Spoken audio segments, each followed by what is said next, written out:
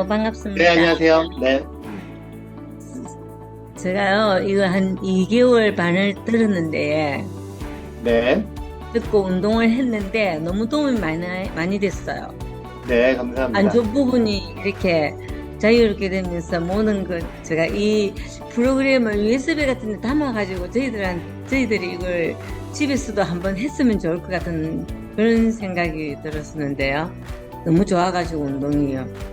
네, 거기에 대한 답변은요, 저희가 지금 실은 이게 질병관리본부에서 저희한테, 저희 파킨슨 환우분들을 어떻게든 운동을 할 수 있는, 어, 준비를 해주십시오 해서 시작을 한 거고요. 그래서 저희가 parkinson.co.kr이라는 홈페이지가 있습니다. 그 홈페이지에 나중에 이 프로그램이 다 끝나고 나면은 저희 이 영상들을 우리 강사님이 해주셨던 그 교육들을 자료들을 또 올리려고 준비를 할 겁니다. 그래서 지금도 우리 강사님이 하나하나 교육하는 거를 비디오를 찍어갖고 영상으로 좀 올려놓고 있고요. 앞으로도 그 영상들을 자꾸만 풍성하게 저희들이 올릴 거니까요. 그 프로그램을 많이 이용해 주시면 좋겠고요. 그 다음에 저희 바람은 우리 이번 9월에 이제 이 프로그램이 끝나더라도 질병관리본부하고 저희가 얼마나 이게 환우분들한테 도움이 됐는지를 잘 리포트를 하면은 내년에도 또 이런 지원을 받을 수만 있다 그러면은 이런 프로그램들을 더 지금보다 더 좋은 걸로 만들었고 계속 할 수 있는 게 저희 바람입니다. 그래서 저희가 홈페이지에도 영상을 자꾸 올릴 거고요. 그 다음에 이런 교육하는 프로그램들도 지금보다 더 좋은 걸로 저희가 만들어 가려고 노력을 할 겁니다. 기대해 주시기 바랍니다. 감사합니다. 근데 너무 차이 많이 나요. 굉장히 좋아졌어요, 제가. 좀 이렇게, 몸은 안 좋지만은 이렇게, 많은 도움을 많이 받은 것 같아요. 이 운동으로. 저희도 자부심과 긍지를 느끼는데요. 이 외국도 이 환자분들, 환우분들에게 운동을 굉장히 강조하는 그룹들이 있습니다. 그 그룹하고 얘기를 해보면은, 처음에는 무리는 하지는 않아야 되지만, 강도를 계속 올려야 된다. 그 다음에 운동하는 양을 늘려가야지만 된다고 저희들하고 많은 토론을 했었고요. 저희가 그래서 운동할 수 있는 기회를 자꾸만 만들려고 노력을 하도록 하겠습니다. 감사합니다. 저에게 힘주신 말씀 너무 감사합니다. 감사합니다. 네, 안녕하십니까. 다른 게 아니고요. 며칠 전부터 그 얼굴 강대뼈가 마비되는 것처럼 느낌이 들고 약간 간질간질하는 느낌도 있고 그러거든요. 왜 그런지 궁금해서 그러거든요. 그거는 제가 이렇게 말씀드리기에는 조금 부족할 것 같아요. 그런데 지금 양쪽이 다 뻣뻣하신 건가요? 왼쪽만 그렇습니다. 눈 한번 꽉 감아 보실까요? 이 한번 해보시고요. 네, 됐습니다. 실은 저희가 얼굴은 지금 얼굴을 뵈면은 조금 저희가 얘기하는 이 가면 얼굴이라고 얼굴 표정이 많이 적어지셨어요. 그건 아마 파킨슨병의 한 증상이라고 생각이 들고요. 지금 얘기하신 증상은 꼭 문제가 되는 거는 저희가 안면마비, 이 파킨슨이랑 관계없이 안면마비가 오거나 이런 게 문제가 될 수 있는데 지금 제가 해서 그 테스트를 한 거는 안면마비가 조금이라도 오시나 봤더니 오시는 모습은 없으세요. 그거는 아마 얼굴이 조금 경직이 되신다고 생각이 들고요.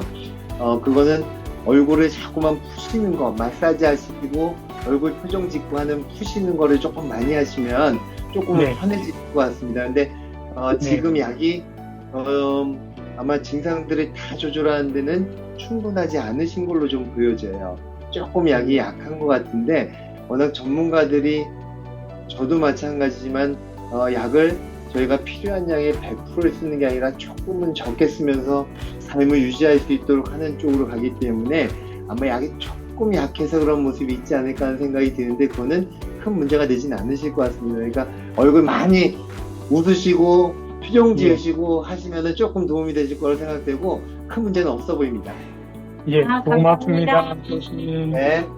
네, 안녕하세요, 교수님. 네, 안녕하세요. 네, 저는요, 운동을 굉장히 열심히 하고 있는데요. 네. 운동량이 좀 너무 과해도 문제가 네. 되는지 좀 알고 싶어서요. 제가 예, 맞습니다. 이 운동을 많이 하면은 조금 문제되는 게 첫 번째는 저희가 체력이라는 게 있기 때문에 예. 운동의 양은 체력을 넘어서는 양을 하시는 건 조금 무리가 따르세요. 그런데 체력이라는 거는 실은 개인마다 차이가 있기 때문에 얼만큼이 적절합니다 하는 얘기를 하지 못합니다. 저희가 유산소 운동이나 빠르게 걷는 운동을 할 때는 내 심박수의 한 150% 정도까지 운동을 하세요 보통 권하는데요. 그 얘기는 뭐냐면은 내가 심장이 1분에 한 80분 정도, 80번 정도 뛴다 그러면 한 120번 정도 뛰는 정도 강도까지는 괜찮다고 얘기를 드리고요. 그 이상 빨리 뛰는 건 조금 무리가 되시는 거고요. 시간으로 얘기를 드리면은 운동을 처음 하시는 분은 저는 15분 정도만 권합니다. 그런데 15분이 나한테는 별로 힘들지 않다 그러면은 30분으로 늘리시고 30분에도 나는 별로 힘들지 않다 그러면 1시간까지 올리시는 것도 하고요. 그래서 2시간을 하셔도 괜찮습니다. 단 운동을 하고 나서 너무 처지지만 않으면 그 충분히 하시는 시간이 그렇게 과도하다고 생각하지는 않습니다. 혹시라도 약을 드시는 분들이 운동을 너무 과하게 하시면 약의 소모가 조금 많아져서 약이 조금 부족한 증상이 나올 수가 있습니다. 그러니까 그런 것들을 따져보시면서 나한테는 어느 정도 강도를 하면 나는 크게 힘들지 않게 내 몸을 유지하는 데 도움이 된다 하면은 2시간이고 3시간이고 저는 그 시간의 제한은 없다고 생각합니다. 근데 무리해서 시간을 늦추시는 것보다는 30분이든 1시간이든 조금 더 큰 동작으로 내가 할 수 있는 최선의 동작으로 운동을 하시는 게 효과가 더 좋습니다. 걷는 것도 30분을 걸으셔도 바른 자세로 크게 걸으시는 게 도움이 더 많이 되시고요. 시간을 과도하게 늘려서 시간을 채우는 것보다는 오히려 조금 큰 동작을 하셔서 호흡도 약간 좀 가빠지시면서 약간 힘드네 그 정도 단계를 해주시는 게 좋습니다. 그러면 근력 운동하고 유산소 운동 중에서 어느 게 더? 다 중요한데 하나만 한다 그러면은 저는 유산소 운동이 조금 더 도움이 된다고 생각을 하고요. 우리가 밥이 중요합니까? 반찬이 중요합니까? 하는 거와 마찬가지로 결국 건강에는 적절한 밥과 골고루 영양이 섞인 반찬을 먹는 게 중요한 것처럼 유산소 운동과 이 근력 운동을 섞어서 하시는 게 좋고요. 저는 개인적으로는 유산소 운동을 7, 근력 운동 3, 아니면 유산소 운동을 6, 근력 운동을 4 정도로 권하는 게 제 기본적인 개념입니다. 약 복용할 때 식사하고 바로 복용하는 게 좋은가 아니면은 좀 시간차를 두고 복용하는 게 좋을까요? 그렇게 여쭤보고요. 또 한 가지는 저는 이제 걷기 운동을 좀 하고 있는데 걷기 운동이 효과가 좀 괜찮은 건가요? 좀 여쭤보고 싶습니다. 파킨슨병 약은 일정하게 같은 시간에 드시는 걸 권합니다. 그래서 저는 약을 식전에 먹으면 저는 뇌에 부담이 됩니다 하시는 분들은 식후에 드셔도 괜찮습니다. 하지만 대부분의 약들은 식전에 드셔도 큰 문제가 없기 때문에 가능하면 식전에 드시는 게 훨씬 더 약을 일정하게 드시는데 도움이 될 것 같습니다. 두 번째 질문은 걷는 거는 굉장히 도움이 됩니다. 하지만 저희가 바른 자세로 걷질 않으면 걷는 운동 자체가 관절에 무리가 올 수 있기 때문에 오히려 많이 걷고 나서 관절이 안 좋아져서 오히려 건강을 해치는 경우가 있습니다.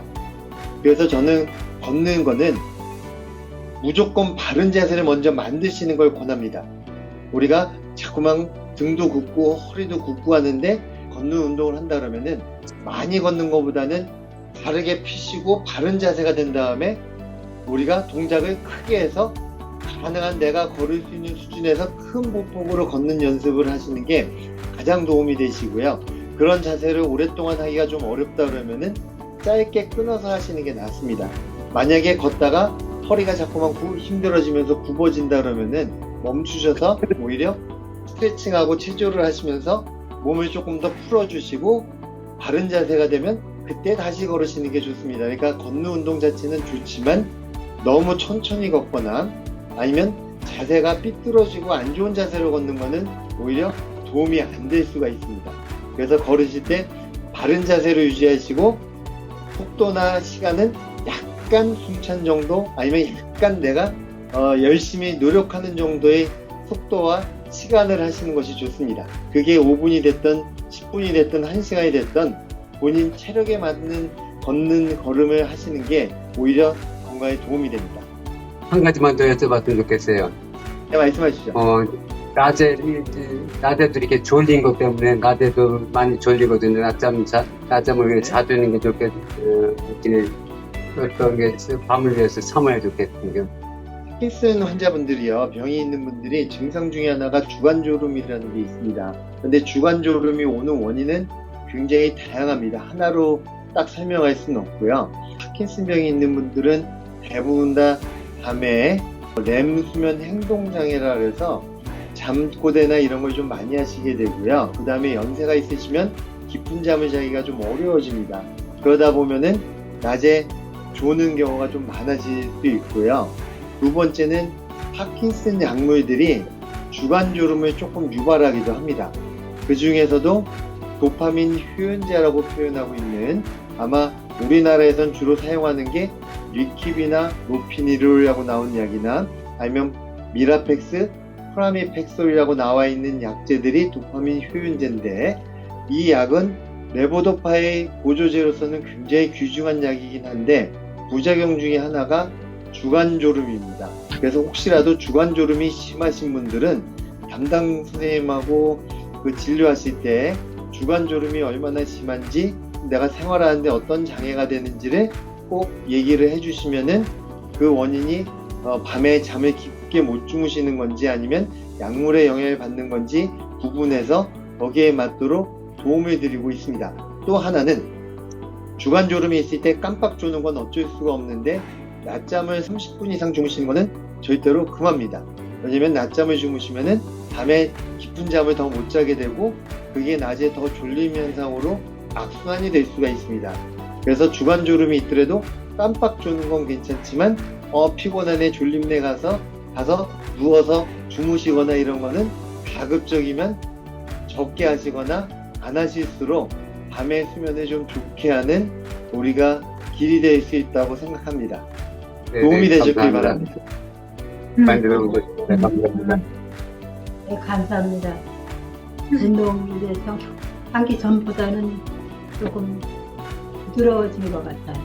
여쭤볼 거는 약에 관한 건데요. 내 주로 먹는 파킨슨 약을 기본으로 딴 약하고 같이 먹어도 되는지, 딴 질병 있는 약하고 파킨슨 약하고 한꺼번에. 실은 약의 종류가 얼마나 되시는지, 약의 성분이 뭔지에 따라서 다른 얘기이기 때문에요. 무조건 같이 먹어도 됩니다, 안 됩니다 이렇게 말씀드리긴 좀 어려워요. 근데 약에 먹는 게 종류가 많지 않으시면은 파킨슨병이 조금 진행되신 분들은 약을 먹는 횟수가 많아지기 때문에 아마 약을 시간을 많이 띄어서 드시기에는 굉장히 조금 번거롭고 시간 맞추기가 어려울 수 있습니다. 네. 그런데 우리가 아마 연세가 있으신 분들이 드시는 약 중에 많은 것들이 특히 진통제나 여러 가지 약제들이 위를 조금 부담을 줄 수 있기 때문에요. 약이 많지 않으면 저는 웬만한 약들은 같이 드셨다 해도 문제가 되진 않는다고 생각하고요. 혹시라도 약을 드실 때 약의 종류가 너무 많거나 아니면은 약을 먹으면 위에 부담이 오시는 분들은 조금 한 30분 정도는 시간을 띄고 드시는 걸 권합니다. 근데 일반적으로 파킨슨 약제들이 딴 약제랑 같이 먹었을 때 문제가 됩니까? 할 때는 문제가 되진 않습니다. 그런데 파킨슨 환자분들이 먹지 말아야 되는 약들이 있습니다. 몇몇 소화제하고 그 다음에 정신 질환이 있을 때 쓰는 몇몇 약제들은 파킨슨을 악화시킬 수 있는 약제들이 있기 때문에 그런 약제들은 조금 어떤 약제인지 모든 분들이 조금 공부를 하시면 좋겠고요.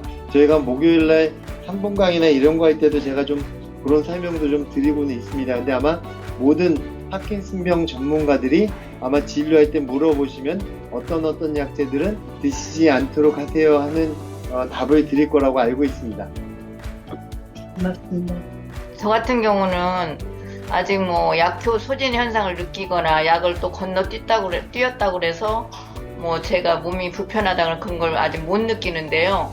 오히려 아침 약을 먹을 때 아침 6시에 마도파 2분의 1정하고 니키 위미리를 먹거든요.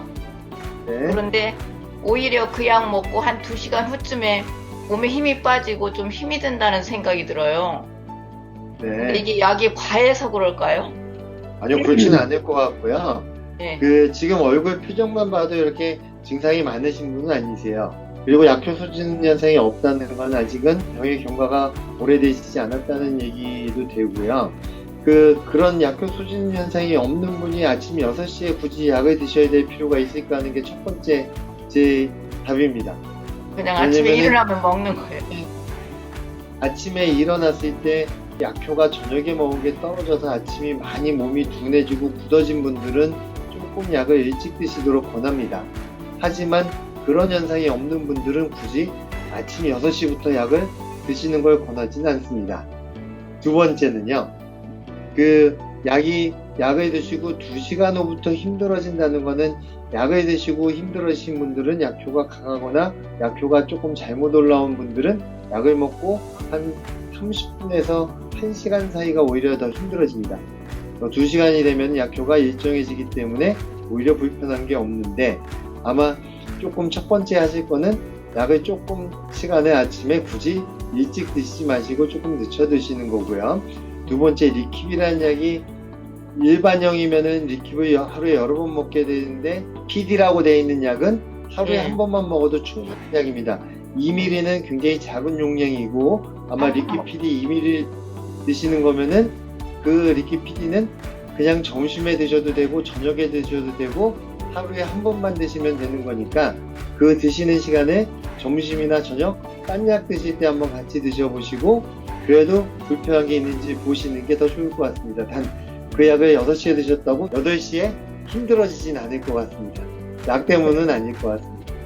알겠습니다.